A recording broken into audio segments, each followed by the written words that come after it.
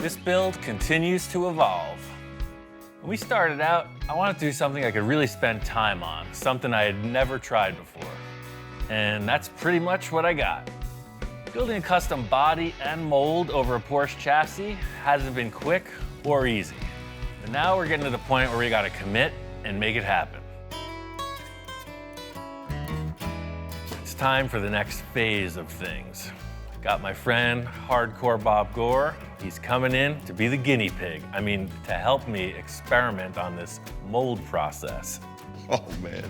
When I walked in, yeah, I was totally floored. He totally blew my mind when I saw what he had sitting there for me to work on. So, you know, Victor wanted a concept sports car. So this is where we're at with it. You're definitely on the right road there. Ian does classics and custom classic work and things that you would totally think of nostalgic, and it totally blew my mind seeing that, walk in and see that he's working on a supercar. Man, when you told me about it before and you sent me a couple pictures in the works, but this is this is beyond what I was thinking already. The whole thing with this is that this isn't the finished car. This isn't even the car we're building. We're gonna build a mold on this. Why are you building a mold instead of just making this the car? Seems like every time I just throw this term, we're making a mold on the car, people just are all question marks. Bob's the same thing. Like, what do you mean? It looks like a car right here I'm looking at.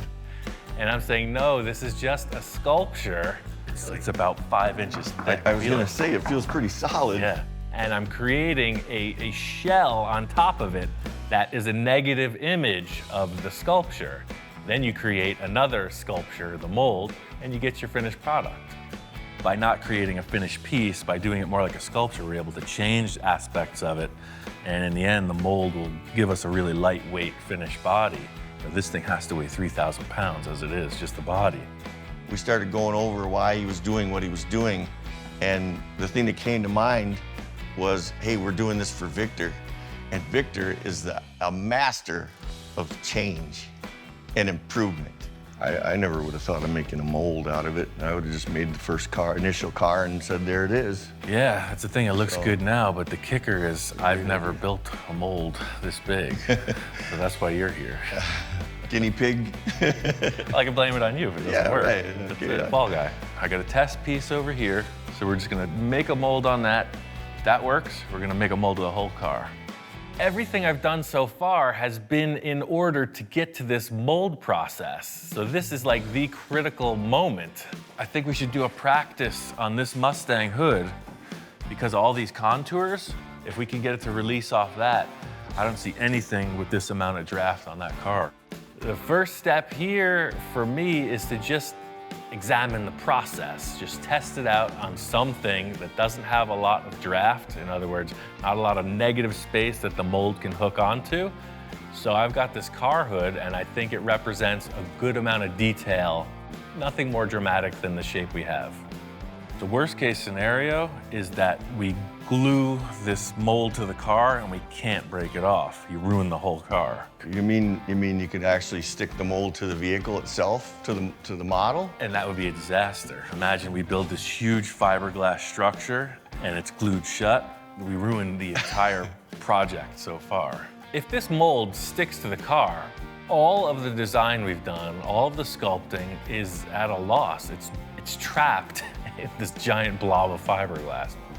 Bottom line is I'm trying to do everything I can to avoid that situation.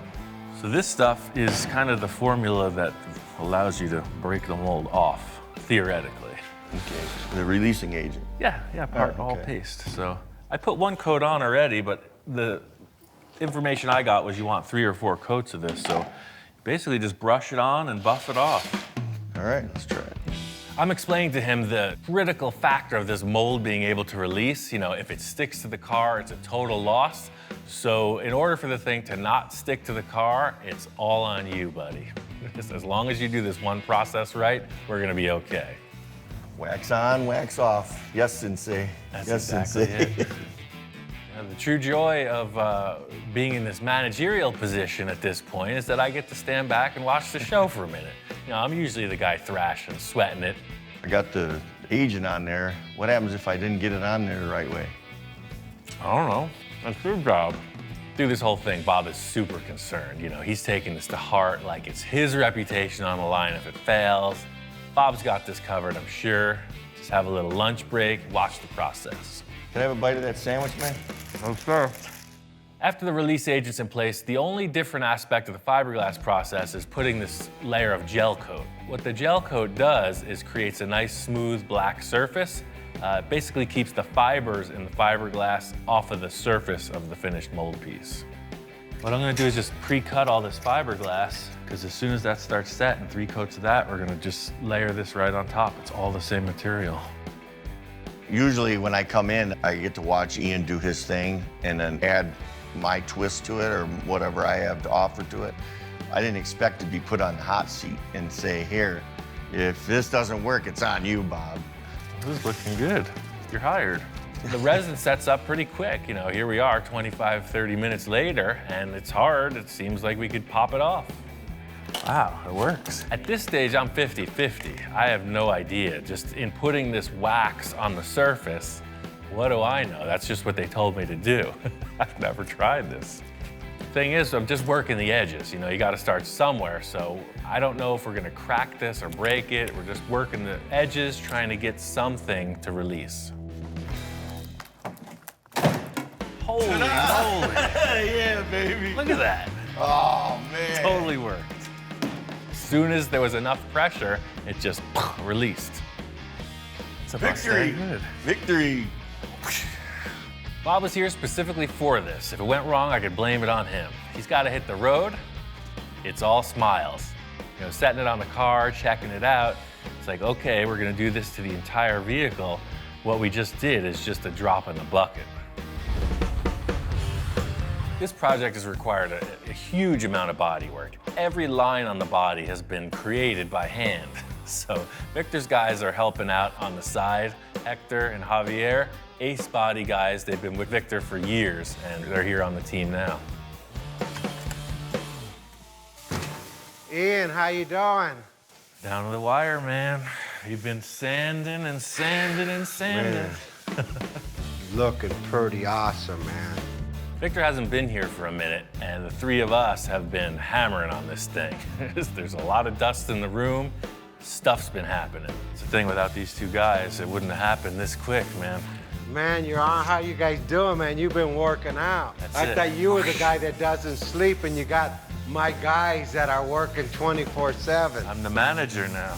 I stepped Hey, up, man. it's I get about the time, management. man. I'm glad. Victor's responding to all the block sanding. He knows what it takes to make a straight car. It's looking good. What I really wanted to show him was this mold experiment we just pulled off and how that's going to transfer to the next step in the process. Well, we got this hood here. It was just laying outside. Where did you get this at? This is the mold. This is the whole process. You did this? Yeah, we did this yesterday. You're kidding. So I just had this old fiberglass hood, and you know, this was made in a mold, so we made a mold on it. And what we learned was, you know, obviously the gloss paint really helps with the release. See how smooth it is? I see. But what we learned too, see, it took some of the car with it. See this here? Yes. This was scratched in the hood, and of course, when you make a mold, you get a perfect scratch in reverse. That's pretty awesome. He's definitely relieved. You know, there's kind of been this like gray area on the end finish here, and showing him this mold, he is all charged up. The nicer the masterpiece is, the better the mold is. So instead of body work in the mold, we'll just get that perfect, paint it, and then do the work on the mold. Once we make the mold, it's permanent. The only question is, what are you gonna change now? Well, that's the question. You know me. It's your last chance. Yeah. I'm all amped up to get on with this, you know. I've got my salesman suit on, and I'm telling Victor, now's the time, man. It's gonna happen. If there's anything you need to change, speak now or forever hold your peace. All right, well, let me give it one last look then. Victor's sweating it, you know. He's a man who loves to modify stuff, and he's taking it to heart, you know. It's like the guy at his wedding, and he's not 100% sure. It's like, dude, is it yes or is it no? You know what, Ian? I'm committed. Let's go for it. No more changes. I'm done. Praise the Lord. The debate is over. Victor said he commits. He's going for it. The thing is, the mold requires that nice surface to release properly. What it means is we're gonna have to get this car painted like final nice gloss show car finish. It can't just be primered. We need a gloss because the mold reflects every defect. So just as if we were finishing the car, completed, detailed, lined, blocked, buffed, everything, huh? And I mean, the sad thing is, that would have been like finished, ready to like, you know, show the world, right? We're But just now, starting. We're gonna tear the whole thing apart, literally. I'm gonna Exactly. cry. I want this cut up so I could put it in my room. I know, that's the thing. All this work, and now we're gonna destroy it. That's it, Victor gave the word. Go ahead, get this thing finalized, get it painted. Let's get to the next step. Got this thing painted, dialed in. It's looking good. The whole concept here was the color choice will not be represented in the end. It's a gray tone. The main thing I wanted was a reflection. That's how you can look down the sides and be sure they're straight. That's what we need to get this mold going. This thing is really shaped up. You know, all that block sanding totally pays off when you get a clear coat on it. It's time to get on with making this mold. First things first, I want to get the car up in the air, stable-like, because I'm gonna have to do a lot of work and underneath and around the fender wells and stuff. I got these quick jacks. They'll lift the car almost 2 feet. Really cool. I don't like to have a lift in the shop, but they always seem to be in the way. So these guys, you just roll them out, put them under the car and lift it up. It's just like anything else. You work in as comfortable a position as you can. I'm gonna have to do a bunch of stuff up in the fender wells, under the rocker panels. So in other words, it's not so high up, I can't reach the roof. There's no pillar in the way you'd see with a standard vehicle lift. Full 360 access, about 1.5 feet off the floor. It's perfect for what I need. I think a typical car mold is built in like 7 or 8 pieces. I think we can get away with a 5-piece mold. In other words, the hood will split in half, left and right. The roof and door sections will be 1 piece, and then the right and left rear quarter panel will pop off independently. This is an exciting part for me because the whole build has led up to this moment. Instant wheel arch. The whole thing with the parting line is the mold has to separate. When you reassemble the parts, you want to be sure that they don't shift because otherwise you're going to have a big step in the surface. So my simplified keyway is using this board. It's a door jamb with ridges. So you have this series of ridges and then they index every time. In other words, it's not going to move up and down because it's keyed. The first step of the process is exactly like what you saw on the mock-up with Bob. Just going to put this release agent on. The one difference is this time, it absolutely counts. Hey, what's up? Oh, what is this, Fashion Week? Come here. Shop inspector's here just for one quick glimpse at the magic. You know, he knows this is not the standard procedure. He's very concerned, so it's a toxic environment. Bottom line is I am going for this solo, unsupervised, no inspection, no quality control, anything could happen. Later, Wonder Mutt, it's been real. After the release agent dries up, first step is gel coat 3 times. 3 layers of gel coat, that helps keep the fiberglass fiber off of the surface. Gel coat is on, now 3 layers of this. So I'm cutting up fiberglass mat now. It's gonna be 3 layers. First layer I'm starting with is super thin. I noticed with that other test, these heavier panels were having trouble molding into the contours, and I want to be sure that it lays down. So the first layer is ultra light. The thing I'm responding to is how much effort this takes, you know. I've heard about hand-laid parts, how they're kind of superior and that they're a really perfect fit up. The thing I had no idea was how much material is used. This is 1/5 of the mold, and it's just taking a ton of product. It's gonna get real ugly before it gets better. Hopefully Victor doesn't get traumatized. Passenger side is 1/2 of the nose piece. I'm gonna do the same exact process on the driver's side. That represents the nose. Get those in place, pull it off. I got the front hood section laid up in 2 pieces, left and right, and now I'm working on the roof door section, which is in 1 piece. So out of the 5-piece mold, number 3 is in progress. I laid up the passenger side like super overkill. I stopped laminating the ribs in on the 2nd piece because I realized I might want this thing to flex a bit in order to get it to release from the car. So that's the thing, this first release is just gonna tell me what needs to happen. Is it the more rigid one or is it the more flexible one that releases easier? I'm getting wild style on this. It's totally out of spec for what the shop inspectors used to seeing. You know, there's like no process, there's no procedure. It's just glommed on the car and he is like super leery.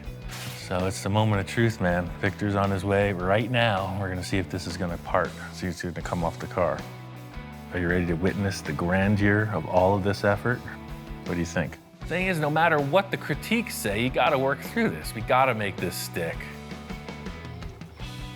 Maybe stick's not the best word, you know, non-stick surface. You gotta make it non-stick. Yo, Ian, what's up? Hey, we're ready to pull this thing off of the nose. This thing's looking like pretty interesting, to say the least, man. I told you it was gonna get ugly before it gets better. Man, well, it looks pretty impressive. It looks like you know what you're doing, so Hey, it's the first I'm time for baking on it everything. for the first time. I mean, you're running this thing too smooth. Yeah. Victor's concerned, you know, but he's confident as well. We proved the concept, Bob and I, with the test. You know, he's just seeing this on a bigger scale. That's the thing, if this thing doesn't release, it's game over. We're literally starting from scratch, so. Well, your test mold did, so hey, this has a better paint job than the test mold, right? That's kind of what I was thinking. It's definitely set up. I think it just might work. Let's do it, start pulling, man. Dude, get ready. I knew when I was laying this up, it was grabbing in some places. I knew I'd have to do a little trim work to get it off, so going in, going around the edges, same thing as the test piece, just trimming back the sides. At this stage, I'm feeling confident. There's no reason it shouldn't work, but this is the moment of truth. We gotta pull this thing off. Going in, just trying to start this prying procedure, and I'm expecting it to pop, to release, like it did.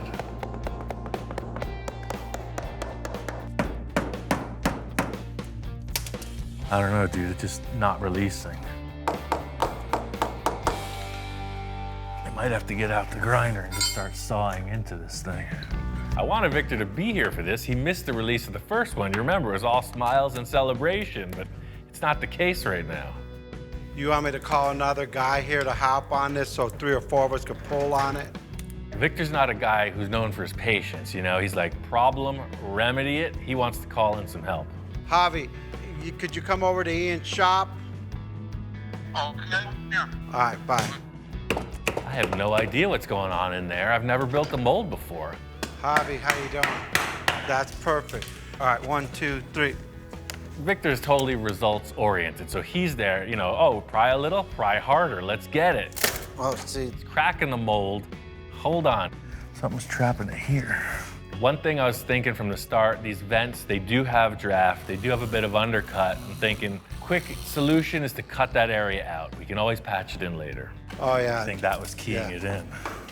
Thing is, I trimmed this out and it's still stuck. It doesn't make sense. We have a perfectly smooth, polished surface.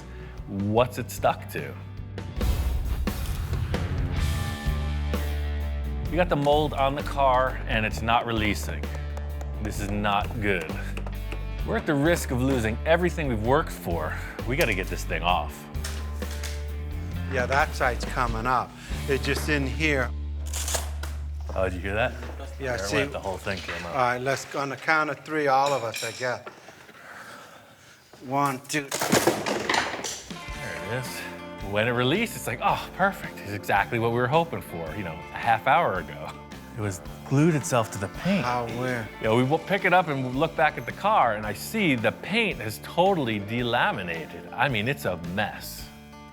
The only thing I'm thinking is the paint not being cured up, it became like a glue. I guess the heat from the resin kind of caused it to become liquid again, and some of it went with the mold, some of it stayed with the car, so it was literally, that was the lock. It was a freaking suction cup. And look, it's not even stuck to the mold. It just came along for the ride.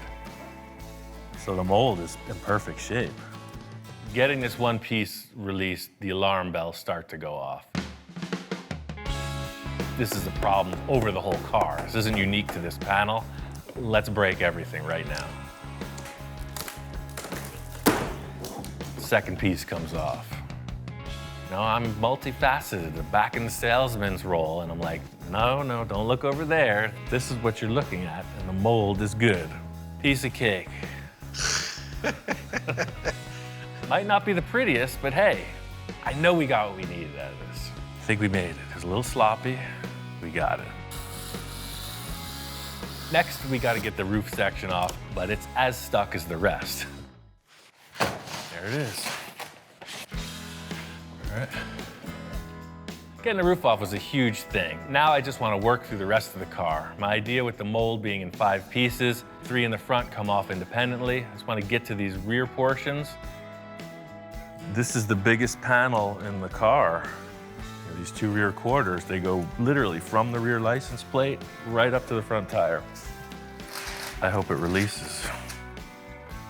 Thing is, I'm in the thick of it, literally. I thought it was gonna be, oh, we put it on and we take it off, and that's not the case. This is a stumbling, messy dance. All right, that's the way it's supposed to work. We're getting results. We're not out of the woods yet. I just got one more rear panel to go, and then we can see if this mold is actually gonna work.